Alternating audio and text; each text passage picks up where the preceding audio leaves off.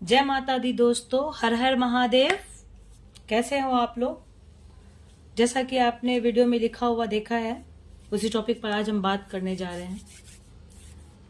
तो शुरू करते हैं आज का टॉपिक।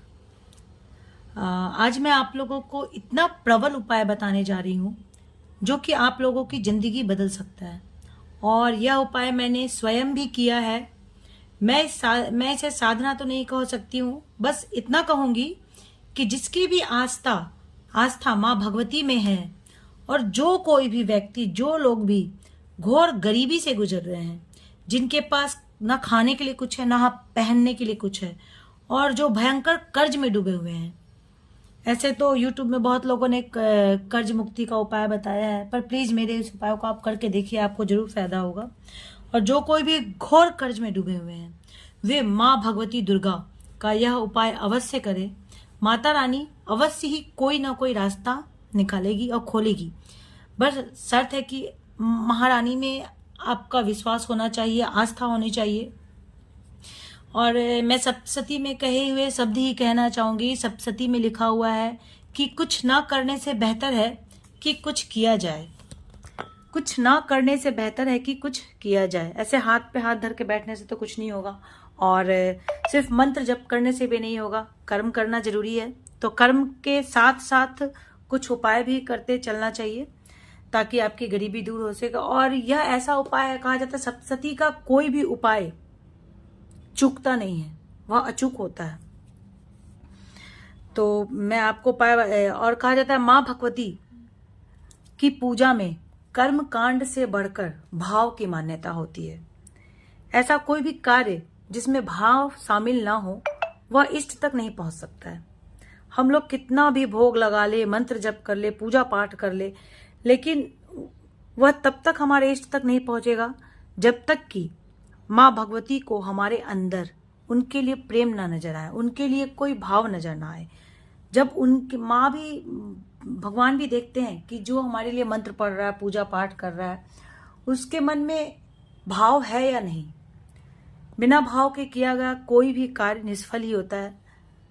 तो सफलता पाने के लिए, माँ की कृपा पाने के लिए, किसी भी पूजा में, किसी भी मंत्र का जप में भाव की बहुत ही आवश्यकता होती है।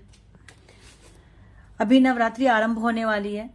यह उपाय आप नवरात्रि से प्रारंभ कर सकते हैं। नवरात्रि से प्रारंभ करके 21 दिनों तक लगातार आपको यह उपाय करना है। इतना आसान नहीं है।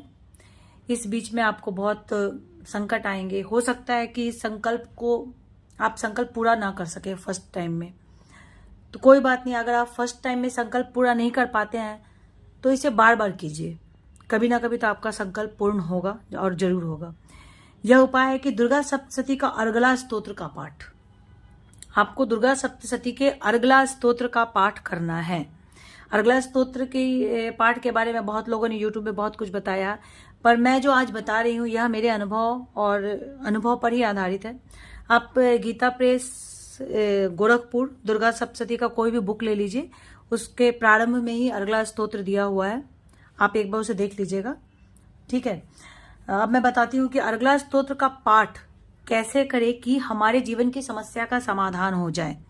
किसी भी नवरात्रि में, चाहे वो चैत्र नवरात्रि हो, गुप्त नवरात्रि हो, माघ की नवरात्रि हो, या फिर अभी आने वाली शरद नवरात्रि हो, किसी भी नवरात्रि के पहले दिन से माँ भगवती के सामने 21 दिन तक, ध्यान से सुनिए मेरी बात को, 21 दिन तक अखंड ज्योत जलाने का, और 21 दिन तक रोज 21 बार अर्गला स्तोत्र के पाठ करने का संकल्प लीजिए। तो आपको क्या संकल्प लेना है? माँ भगवती के सामने बैठ जाना है नवरात्रि के पहले दिन पे, और अपने हाथ में जल, अक्षत और दक्षिणा लेकर के माँ भगवती को, अपने गुरु को, स्थान देवी को, स्थान देवता को, गौरी गणेश को, गणेश भगवान से प्रार्थना करते हुए कि हे गणेश भगवान, मेरे इस संकल्प को पूर्ण करने में हमारी मदद कीजिए। हे भैरव बाबा, हे हनुमान जी, आप मेरे इस संकल्प को पूर्ण करने में मेरी मदद कीजिए, और मेरे कोई भी अगर बाधा आती है तो उस बाधा को दूर कीजिए। तो आपको क्या संकल्प लेना है कि माँ भगवती के समक्ष 21 दिन तक अखंड ज्योत जलाने का, और 21 दिन तक रोज अर्गला के स्तोत्रों का पाठ करने का संकल्प लीजिए। संकल्प लेते समय इस बात का ध्यान रखें कि आप यह संकल्प किसी किस प्रयोजन के लिए ले रहे हैं। मैंने पहले भी कहा कि बिना भाव का किया गया कोई भी कार्य सफल नहीं हो सकता है, इसलिए इसमें भाव का शामिल होना बहुत आवश्यक है। 21 दिनों में अर्गला स्तोत्र के पाठ करने का समय, ये बहुत ध्यान देने की बात है। जब 21 दिनों में अर्गला स्तोत्र के पाठ करने का समय और आसन एक होना चाहिए।